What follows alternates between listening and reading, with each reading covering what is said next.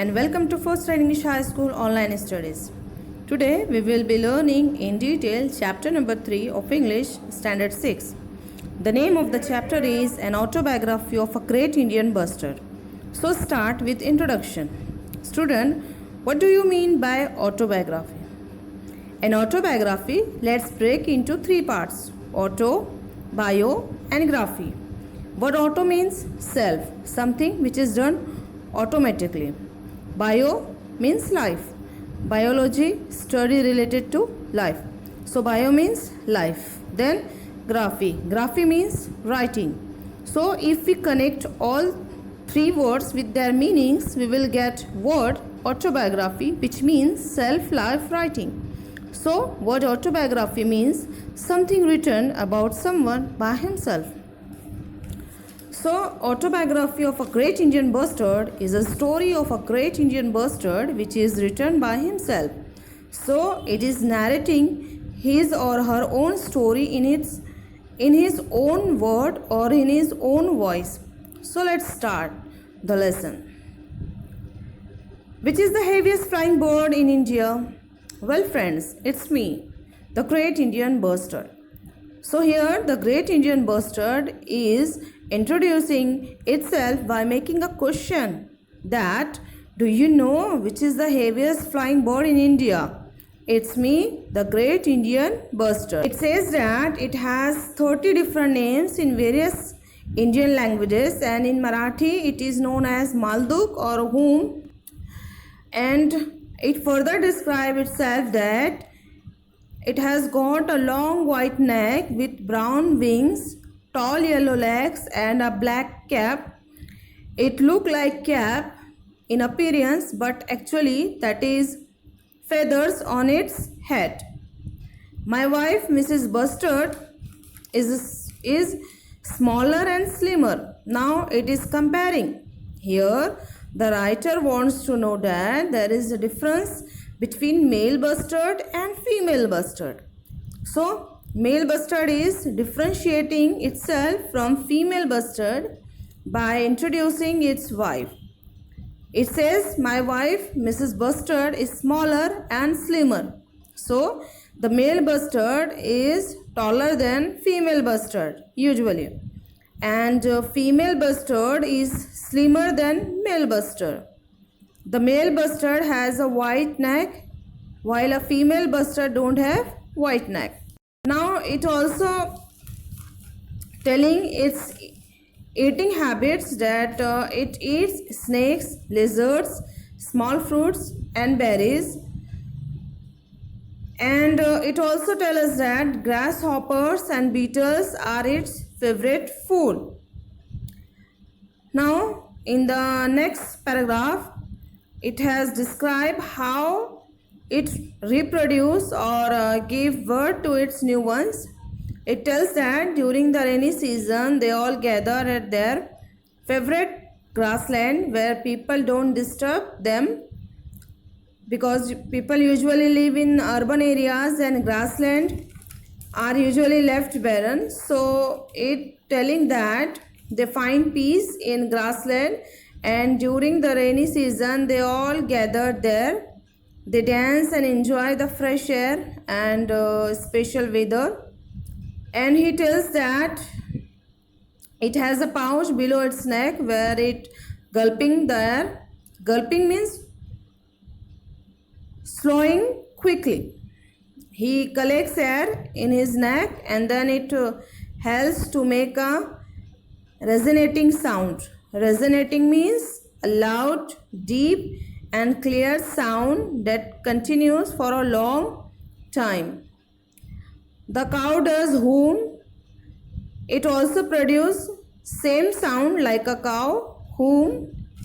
So the great Indian bustard performs a wonderful dance. It first gulps air in its pouch and produces a resonating sound. It then dances with puffed out feather, cocked up tail and dropped down wings. So it helps to impress its soulmate.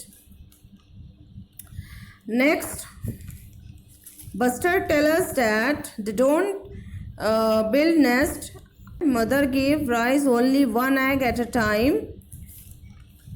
The egg is protected from the predators by a special trick, and the special trick is the egg looks like a stone. Here predators means animals that hunt, kill and eat other animals or their eggs. Monitor lizards, fox, dogs, pigs, snakes, eagles or other enemies which may break the egg, but they don't easily recognize the egg because the egg looks like a stone. They usually ignore by the predators, and the young one hatch out the egg as rain arrive.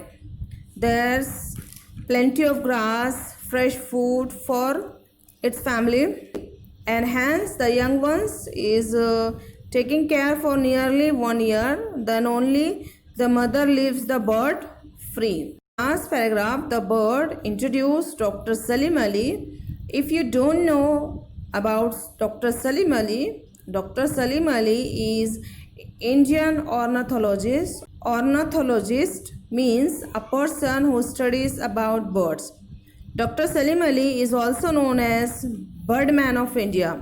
He has done research and surveys over birds, and he was the first one to do so.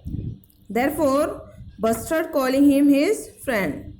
So Bustard telling us that Dr. Salim Ali suggested earlier that the bustard should be given status of national bird of a country, but honor went to the beautiful peacock. As we know, our national bird is peacock, but yet it is happy. It has given status of state bird of Rajasthan. So the state bird of Rajasthan is the great Indian bustard. Then it is telling that we have 10 centuries for our production, but sadly our number is still growing down. And great Indian bustard telling that it used to live in all parts of India, but slowly the growing population of man pushed us away from more than 90% of our home regions.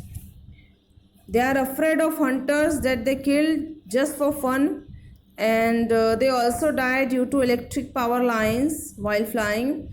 Therefore, they are losing their homes, and only last 200 of them are left in the world, and he is asking for support.